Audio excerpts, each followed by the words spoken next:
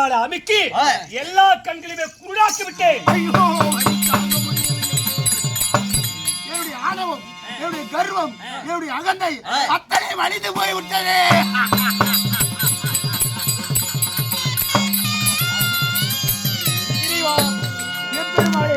கண்ணா, மணிவண்ணா, உன் கர்வம் தெரிந்ததா? ஓ, இப்படியே போ.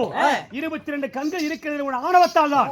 கடவுள் கொஞ்சம் கூட பார்க்கபடிக்கு அவருக்கு சாபத்தை கொடுத்தாய். இப்படியே காலம் முழுவதுமே நீ குருடாக இருந்து பிச்சை தின்று போடா போடா போடா. ஐயோ, கண்ணு தெரியாமலா எப்படி கண்டவருடைய மனைவி மீது ஆசைப்பட்டவனுக்கு இப்பேற்பட்ட நிலைமை வந்தேதான் தீரணும். அடுத்தவன் மனைவி மீது. ஆமா. இறைவா, நான் கண்கள் தெரியாமல் எப்படி வாழ முடியும்? நீங்கள் தான் அருள் கூர்ந்து என்னை எப்படியாவது, ஆனா எனக்கு கண்கள் வரும்படி ஏதாவது ஒரு செய்ய வேண்டும் இறைவா. உனக்கு மீண்டும் கண்களா? ஏண்டா, ஒரு மனிதன் உயிர் வாழ 2 கண்களே போதும்.